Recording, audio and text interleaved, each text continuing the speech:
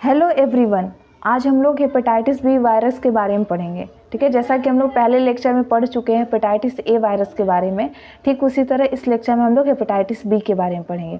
Hepatitis B की cause क्या है, क्यों होता है, क्या कारण है, कैसे बचाव कर सकते हैं, कैसे इसकी ट्रीटमेंट होती है, और लास्ट में कुछ प्रीवियस ईयर के क्वेश्चन को भी डिस्कस करेंगे जो कि एमसीक्यू बहुत सारे नॉर्सेट के एग्जाम में या फिर नर्सिंग स्टाफ वगैरह के एग्जाम में आए हुए हैं। उन सबको हम लोग डिस्कस करेंगे लास्ट में। ठीक है, तो आज हम लोग हेपेटाइटिस बी के बारे में पढ़ेंगे। तो हेपेटाइटिस बी जो है वो क्या होती है पहले वो देखते हैं। Hepatitis B is also called serum hepatitis. ठीक है, हेपेटाइटिस बी को और किस नाम से हम लोग जानते हैं? सीरम हेपेटाइटिस के नाम से, जिससे हम लोग इन्फेक्शियस हेपेटाइटिस जानते थे हेपेटाइटिस ए को। ठीक, उस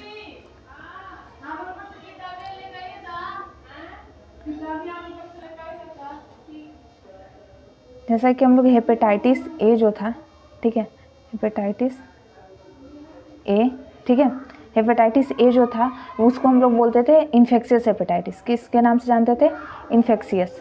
हम लोग पहले लेक्चर में देख चुके हैं, इन्फेक्शियस हेपेटाइटिस के नाम से जानते थे। ठीक है, तो ठीक उसी तरह हेपेटाइटिस बी को हम लोग सीरम हेपेटाइटिस के नाम से जानते हैं। ये चीज़ याद रखिएगा, एमसीक्यू में पूछी जाती है, किस नाम से जानते हैं हम लोग? सीरम हेपेटाइटिस के नाम से। हेपेटाइटिस बी होती किससे है? वो HBV यानी हेपेटाइटिस बी वायरस से ये होती है हेपेटाइटिस बी। ठीक है, और ये जो इसमें ध्यान रखिएगा कि ये जो वायरस है इसमें DNA होते हैं। क्या होता है? DNA। ठीक उसी तरह हेपेटाइटिस ए में HAV में, हेपेटाइटिस ए में क्या होता था? RNA होता था। क्या होता था? हेपेटाइटिस ए में RNA होता था, और हेपेटाइटिस बी में DNA होता है। ठीक है, नेक्स्ट स्लाइड में है mode of transmission. Mode of transmission हो गया कि इसको हेपेटाइटिस बी एक दूसरे से कैसे फैलता है, इसका हो गया मोड ऑफ ट्रांसमिशन। तो हम लोग देखेंगे हेपेटाइटिस बी जो वायरस है वो कहाँ कहाँ पर, हेपेटाइटिस बी कहाँ कहाँ हमारे बॉडी में प्रेजेंट होता है, सबसे फर्स्ट हम लोग को वो देखना है। तो हेपेटाइटिस बी जो वायरस है वो ब्लड में होता है। ठीक है, ब्लड में, सलाइवा में, ब्लड में, सलाइवा में, सीमेन में,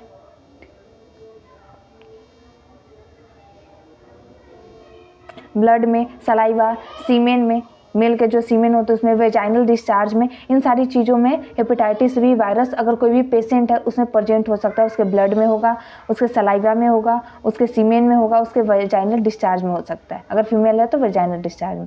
ट्रांसमिट कैसे हो सकता है? ये एक दूसरे से कैसे फैलता है? म्यूकस मेम्ब्रेन के थ्रू, यानी किसी का एक म्यूकस मेम्ब्रेन ब्रेक हो गया है, यानी कहीं पे कट छट गया है, कहीं म्यूकस मेम्ब्रेन का ब्रेकेज हो गया, उसके थ्रू, स्किन के थ्रू, स्किन में अगर कहीं ब्रेकेज हुआ है तो उसके थ्रू भी ये फैलता है। ठीक है, अब एक चीज़ में ध्यान रखिए, पेरेंटली। पेरेंटली क्या होता है?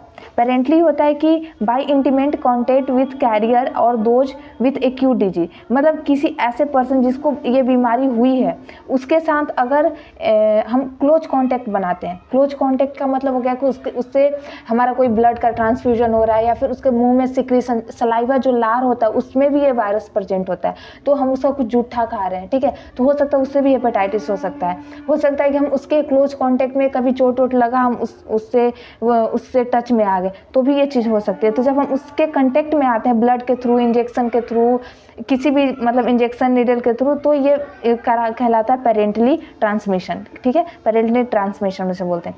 ब्लड ट्रांसफ्यूजन के थ्रू, इन्फेक्टेड इंजेक्शन होगा उसके थ्रू, या फिर body fluid contact. Body fluid contact में हो गया लार हो गया, हमारा सलाइवा हो गया, ठीक है, लिम्फ हो गया, वो सारी चीज़ों से, ब्लड से, वो सारी चीज़। ठीक है,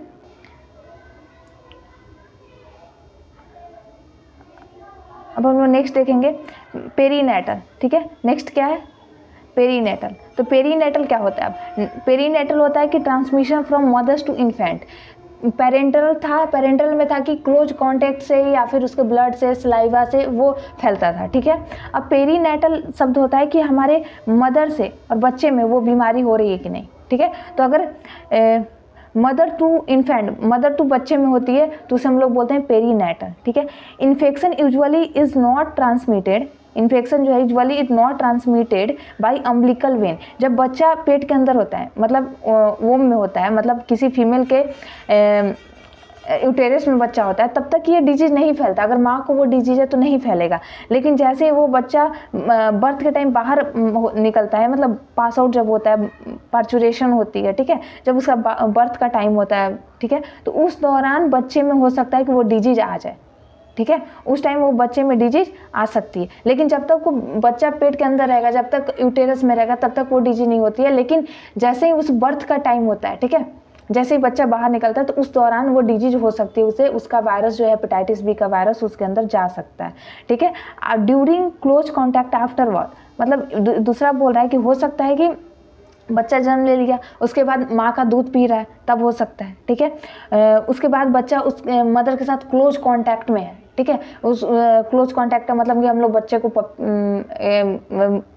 माँ क्या करती है कि उसको दूध पिलाती है या फिर उसके सलाइवा से टच हो गया, तो उस दौरान उस बच्चे को हेपेटाइटिस बी का वायरस उसके अंदर जा सकता है, ठीक है। तो ये कहलाता है मतलब पेरीनेटल, ठीक है, ये हुआ पेरीनेटल, ठीक है। नेक्स्ट अब हम लोग देखेंगे इंक्यूबेशन पीरियड, ठीक है। इंक्यूबेशन पीरियड क्या होती है? इंक्यूबेशन पीरियड होती है कि जब वो जो हेपेटाइटिस बी का जो वायरस है किसी के बॉडी में गया, ठीक है, किसी के बॉडी में अंदर गया, तो अंदर गया हेपेटाइटिस बी का वायरस, और जब तक सिम्टम्स नज़र आया, ठीक है, सिम्टम्स नज़र आया, यानी साइन और सिम्टम्स जब नज़र आते हैं तो उस ड्यूरेशन को, उस टाइम पीरियड को हम लोग बोलते हैं इंक्यूबेशन पीरियड, ठीक है। उस टाइम पीरियड को क्या बोलते हैं? Incubation period. तो मान लेते हैं कि हेपेटाइटिस बी का वायरस किसी के बॉडी में अंदर गया, ठीक है, मान लेते हैं कि 1 जुलाई को गया, ठीक है, सपोज एग्जाम्पल, तो 28 से 60 दिन बाद उसका कुछ लक्षण नजर आएगा, ठीक है, उसका कुछ लक्षण नजर आएगा कि मतलब उसको बुखार हो रहा है, जॉन्डिस हो रही है, पेट दर्द हो रहा है या फिर हेडेक हो रही है, जो भी सिम्टम्स है वो 28 से 160 दिन के बाद नजर आता है, ठीक है, ये हो गया। अब हम नेक्स्ट देखेंगे इसका रिस्क फैक्टर, मतलब ये जो हेपेटाइटिस बी है वो कैसे होती है, मतलब उसे क्या क्यों होता है, कौन से कारण है, किसकी वजह से होता है, ये हम लोग देखेंगे, ठीक है। इसको हम लोग इरेज कर देते हैं,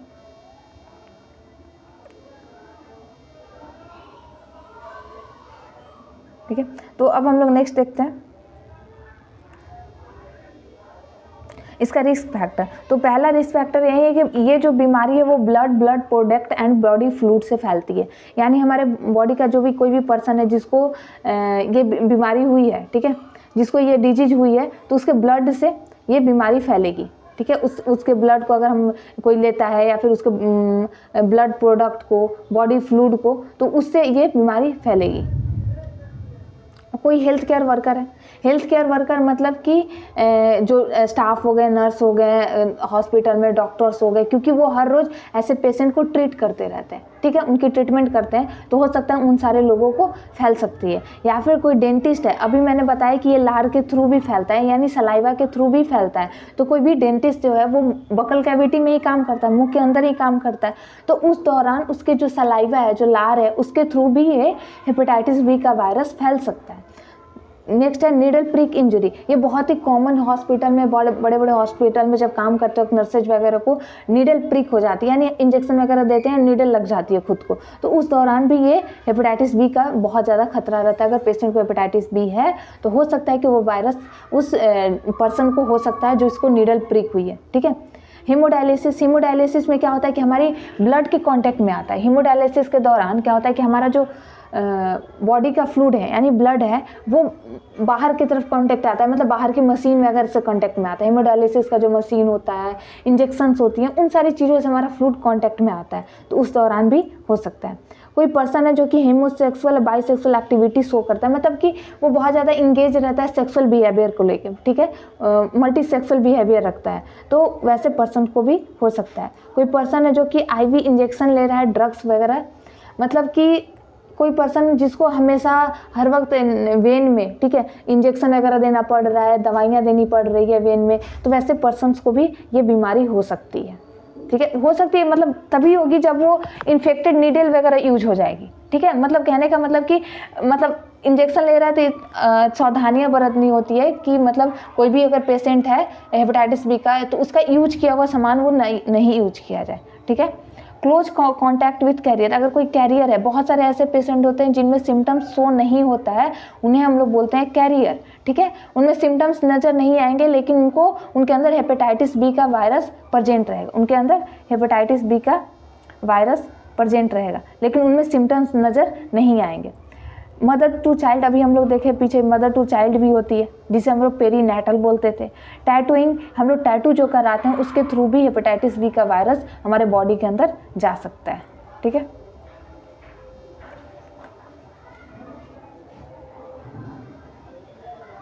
अब हम लोग देखते हैं क्लिनिकल मैनिफेस्टेशन। क्लिनिकल मैनिफेस्टेशन होता क्या है? क्लिनिकल मैनिफेस्टेशन का मतलब हमारे, अब हेपेटाइटिस बी का वायरस किसी के अंदर गया तो साइन और सिम्टम्स तो शो करेगा ना, उसके अंदर कुछ तो लक्षण नजर आएंगे, उसको हम लोग बोलते हैं क्लिनिकल मैनिफेस्टेशन। तो उसमें फीवर होगा, किसी पर्सन को अगर है तो बुखार आएंगे, और रेस्पिरेटरी सिस्टम, ये रेयर, मतलब बहुत कम ही लोगों को फीवर वगैरह, बहुत सीवियर कंडीशन हो जाती है हेपेटाइटिस बी का वायरस का, तभी मतलब ये बुखार वगैरह नज़र आएंगे, या फिर रेस्पिरेटरी मतलब लंग्स से रिलेटेड सिम्टम्स नज़र आएगा। Loss of appetite, loss of appetite होती है कि भूख न लगना, भूख नहीं लगता है इस केस में। डिस्पेसिया हो सकती है, ठीक है। एब्डोमिनल पेन, यानी पेटों में दर्द होगी, एब्डोमिनल पेन होगा, क्योंकि हेपेटाइटिस कहीं ना कहीं एक किससे रिलेटेड है? हमारे लीवर से, ठीक है, हमारे लीवर से रिलेटेड है, तो इससे एब्डोमिनल पेन हो सकती है, लीवर से रिलेटेड। जेनरलाइज्ड एक्टिंग, मतलब कहीं ना कहीं जोड़ों वगैरह में दर्द भी हो सकती है। मेलाइसिस, थकान हो सकता है, ठीक है। वीकनेस, कमजोरी महसूस होगी। जॉन्डिस में और में नॉट, मतलब हेपेटाइटिस ए में थोड़ा श्योरिटी थी कि जॉन्डिस ज़्यादा चांस होती है हेपेटाइटिस सी में, लेकिन हेपेटाइटिस बी में जॉन्डिस हो भी सकता है, नहीं भी हो सकता है। लेकिन एक केस होता है कि इसमें लीवर का साइज जो होता है वो इंक्रीज कर जाता है, 12 सेंटीमीटर का जो वर्टिकली लीवर का साइज होता है वो साइज इंक्रीज कर जाता है, 14 सेंटीमीटर का हो जाता है। मतलब लीवर ऐसे होती है ना, लीवर का ये फिगर हो गया, ठीक है। तो ये अगर 12 सेंटीमीटर है ये दूरी, तो ये थोड़ा सा इंक्रीज कर जाएगी, ये हो जाएगी अब 14 सेंटीमीटर का। तो लीवर का साइज जो होता है वर्टिकली इंक्रीज कर जाता है, ठीक है। सर्वाइकल नोड्स में भी इनलार्ज, अब क्या होता है कि यहाँ पे जब लीवर है तो यहीं पे हमारा सर्वाइकल बोन होता है, ठीक है। सर्वाइकल बोन के बाद सर्वाइकल नोड होती है, लिम्फ नोड होता है। तो अगर कहीं भी इन्फेक्शन होता है तो हमारे लिम्फ नोड में इफेक्ट पड़ता है, ये चीज़ हम लोग जानते हैं। तो लिम्फ नोड का जो साइज होगा वो इंक्रीज कर जाता है। तो हम पालपेट करके, जैसे डॉक्टर्स या फिर नर्सेज पालपेट करके, टच करके पता कर सकते हैं कि लीवर का साइज इंक्रीज किया है कि नहीं, लिम्फ नोड का साइज इंक्रीज किया है कि नहीं, ठीक है। अब नेक्स्ट हम लोग है प्रिवेंशन ऑफ हेपेटाइटिस बी। अब हम लोग यहाँ सिम्टम्स देख लिए, कॉज देख लिए, रिस्क फैक्टर देख लिए। अब हम लोग देखेंगे कि इसके प्रिवेंशन क्या है, हमें कैसे बचाव रखना चाहिए। तो पहला कि वैक्सीनेशन जरूरी है। किसको किसको वैक्सीनेशन की ज़रूरत है? ऑल इन्फेंट, बचपन में दी जाती है हेपेटाइटिस बी की इन्फेक्शन, तो वो बहुत ज़रूरी है कि सारे बच्चे को दी जाए। हेल्थ केयर वर्कर को बहुत ही ज़रूरी होता है, क्योंकि उनको वैसे पेशेंट के साथ काम करना होता है, तो हेल्थ केयर वर्कर को वैक्सीनेशन लेना बहुत ज़रूरी है। Person risk to infection sexual exposure, वैसा पर्सन जो कि मल्टीपल सेक्सुअल एक्सपोजर रखता हो, मतलब उसको मल्टीपल पर्सन के साथ सेक्सुअल बिहेवियर रखता हो, तो वैसे पर्सन्स को वैक्सीन लेना बहुत ही ज़रूरी है। इंटरनेशनल ट्रेवल्स, वैसे पर्सन जो कि एक एरिया से दूसरे एरिया में, मतलब नेशनली एक कंट्री से दूसरे कंट्री में ट्रेवल कर रहे हैं, तो वैसे पर्सन को भी लेना जरूरी है, क्योंकि बहुत सारा ऐसा एरिया प्रोन जोन होता है जहाँ पे हेपेटाइटिस बी का वायरस का प्रकोप ज़्यादा रहता है, ठीक है। इम्यूनो कम्प्रोमाइज्ड पर्सन, वैसे पर्सन जिनका इम्यून सिस्टम लो पहले से ही कम है, वैसे में हो गए HIV पेशेंट, ठीक है, HIV पेशेंट हो जाते हैं, या फिर कैंसर वाले पेशेंट, ठीक है, कैंसर पेशेंट जिनकी कीमोथेरेपी वगैरह चल रही है, वैसे पर्सन्स को चांस रहती है कि बहुत जल्दी हेपेटाइटिस बी का वायरस हो, मतलब उनको हो सकता है, हेपेटाइटिस हो सकती है। तो वैसे केस में उन लोगों को वैक्सीनेशन लेना बहुत ज़रूरी होता है, ठीक है। अवॉइड रिस्क टू बिहेवियर्स, मतलब कुछ ऐसी बिहेवियर ना करें जिसमें रिस्क हो, मतलब जैसे कि नीडल, बहुत सारे लोग ड्रग्स, हीरोइन, गांजा वगैरह लेते हैं, वो क्या करते हैं कि एक दूसरे का नीडल यूज करते हैं, ठीक है। तो वो चीज़ें नहीं करनी चाहिए कि हमें एक दूसरे का नीडल यूज नहीं करना चाहिए। एक पर्सन एक बार नीडल यूज करता है, उसके बाद फेंक देना चाहिए। सिरिंजेज एक दूसरे का यूज नहीं करना चाहिए। अगर हम जानते हैं कि मल्टीपल सेक्सुअल बिहेवियर रखने से, मल्टीपल सेक्सेज करने से ये हेपेटाइटिस हो सकती है, तो हमें प्रोटेक्ट करनी चाहिए, प्रोटेक्टिव सेक्स करनी चाहिए, ठीक है। Monitor cleaning, disinfection, sterilisation of reusable device in patient care setting. अब बोला है जैसे हॉस्पिटल में बहुत सारा चीज़ें हम रीयूज करते हैं, जैसे कि थर्मामीटर हो गया। हॉस्पिटल का थर्मामीटर क्या है कि एक पर्सन को यूज़ करते हैं तो फिर तो फेंकते नहीं है, उसको डिसइंफेक्ट करते हैं, ठीक है, उसको उसकी सफाई करते हैं, फिर दूसरे पर्सन को यूज करते हैं। तो हम वैसी चीज़ें, या फिर स्टेरिलाइजेशन का केस, यानी ओटी वगैरह में जो हम इंस्ट्रूमेंट यूज करते हैं, ठीक है, तो वो एक पर्सन से फिर दूसरे पर्सन को यूज करते हैं, तो वहाँ पे स्टेरिलाइजेशन वगैरह का ध्यान देना होता है, ठीक है। एक और है इसका, अवॉइड अनप्रोटेक्टेड सेक्सुअल बिहेवियर, जो कि मैंने बता चुकी है कि अनप्रोटेक्टेड सेक्सुअल बिहेवियर नहीं करनी चाहिए। अगर मल्टीपल कर रहे हैं आप तो प्रोटेक्शन के साथ करें, ठीक है। अब इसका कुछ MCQ है, उसको हम लोग देखते हैं। जैसा कि मैंने बताई थी कि मतलब कुछ हम लोग MCQ करेंगे इसमें, जो कि प्रीवियस ईयर का ये सारा क्वेश्चन आया हुआ है। पहले वाले लेक्चर मैंने हेपेटाइटिस बी के ऊपर MCQ डाला था, अब इस लेक्चर में हेपेटाइटिस बी से रिलेटेड। तो which micro organism cause hepatitis B, तो हम लोग जानते हैं कि कौन सा माइक्रो ऑर्गेनिज्म है, कौन सा सूक्ष्म जीवाणु है जो कि हेपेटाइटिस बी कॉज करता है। तो इसका आंसर क्या होगा, आप लोग कमेंट वगैरह में लिखिए, और इसका आंसर होगा वायरस, ठीक है। सेकेंड क्वेश्चन है serum hepatitis is also called, serum hepatitis के नाम से किसे जाना जाता है, सीरम हेपेटाइटिस किसे बोलते हैं, सीरम हेपेटाइटिस के नाम से हेपेटाइटिस बी को, ठीक है। हेपेटाइटिस ए को किस नाम से जानते थे, इन्फेक्शियस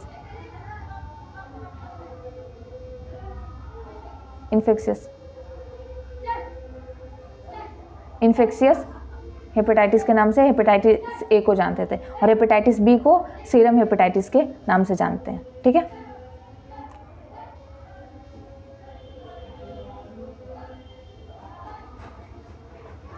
अब है which of the following DNA virus, इसमें से कौन सा है जिसमें के पास DNA वायरस होते हैं, ठीक है। हेपेटाइटिस ए में था RNA, ठीक है, हेपेटाइटिस ए में क्या था, RNA था, और हेपेटाइटिस बी में होता है DNA, ठीक है। तो इसका आंसर होगा बी, हेपेटाइटिस बी, ठीक है। The mode of infection of hepatitis B virus, hepatitis B कौन से मोड से मतलब ट्रांसमिट होता है, one person to another person. तो mode of infection of hepatitis B virus, तो हेपेटाइटिस बी वायरस का मोड क्या क्या था कि वो ब्लड से, ब्लड प्रोडक्ट से, पेरीनेटल से, पेरेंट्रल से, ठीक है, उसके थ्रू ट्रांसमिट होता है। तो इसमें क्या क्या ऑप्शन है, parenteral, mosquito bite, droplet borne, feco oral. Feco oral से तो हेपेटाइटिस ए होता था, ठीक है, इससे हेपेटाइटिस ए वायरस जो था वो ट्रांसमिट होता था। तो हेपेटाइटिस बी ये पेरेंट्रल से, मॉस्किटो के काटने से तो होता नहीं है, ठीक है, ड्रॉपलेट बॉर्न तो होता नहीं है, तो ये क्या होगा इसका ऑप्शन ए, ठीक है, पेरेंट्रल। अब नेक्स्ट क्वेश्चन है होमोलोगस सीरम हेपेटाइटिस, यानी सीरम हेपेटाइटिस के नाम से, यानी hepatitis B is conducted by, किसके थ्रू ये एक्सपोज होता है, एक दूसरे में फैलता है, एक्सपोजर टू इन्फेक्शन, अगर इन्फेक्शन से एक्सपोजर हो रहा है तो भी ये सही आंसर है एक तरीके से। Parenteral, physical damage of liver, अगर फिजिकली लीवर में चोट वगैरह लग जाती है, फिर एक्सीडेंटल चोट लगती है उसकी वजह से। फीको ओरल से तो हेपेटाइटिस ए होता था, ठीक है, ये हम लोग देख चुके हैं, हेपेटाइटिस ए होता था, ये लीवर के डैमेज होने से नहीं होता है। एक्सपोजर टू इन्फेक्शन ये भी नहीं है, मतलब इन्फेक्शन से एक्सपोजर मतलब लाइक स्नीजिंग वगैरह उतना चांस नहीं रहता है जितना कि अप्रोप्रिएट इसका आंसर बी होगा, पेरेंट्रल, ठीक है। पेरेंट्रल हम लोग पढ़ चुके हैं, जिसमें ब्लड वगैरह के ट्रांसमिशन से, ब्लड वगैरह के कॉन्टैक्ट से, ठीक है। नेक्स्ट है vertical transmission is seen in the hepatitis, किसमें वर्टिकल ट्रांसमिशन देखी जाती है, ठीक है। तो वर्टिकल ट्रांसमिशन का मतलब होता है कि वन मदर टू फीटस, ठीक है, मदर टू फीटस जब ट्रांसफर होता है, मदर टू फीटस यानी बच्चे में, तो इससे हम लोग बोलते हैं वर्टिकल ट्रांसमिशन, ठीक है। तो वर्टिकल ट्रांसमिशन किस में होता है, हेपेटाइटिस बी के केस में, बच्चे से माँ में, ठीक है। अब नेक्स्ट है if a mother is hepatitis B positive, यदि माँ हेपेटाइटिस बी पॉजिटिव है, risk of transmission to baby at birth, तो उस बर्थ के दौरान कितना चांस है कि बच्चे में हेपेटाइटिस बी होगा। यदि माँ हेपेटाइटिस बी पॉजिटिव है तो बच्चे में कितना चांस है कि हेपेटाइटिस बी होगा। क्या वो 20 से 30% है, 20 to 30%, 50 to 60%, 2 to 5% या फिर 20 to 80%। ठीक है, तो इसका आंसर आप लोग को कमेंट में बताना है, मैं अगले दिन बताऊंगी। ठीक है, तो ये लास्ट ही क्वेश्चन था। ठीक है, तो इसका आंसर आप लोग नेक्स्ट लेक्चर में बताया जाएगा। आप लोग प्लीज़ इसे ढूंढ के आइएगा क्योंकि मैंने भी नहीं बताया इसका आंसर। तो अगर आपको ये लोग लेक्चर और नोट्स पसंद आएगी तो प्लीज़ और प्लीज़ चैनल को like and subscribe and share करें। Thank you very much.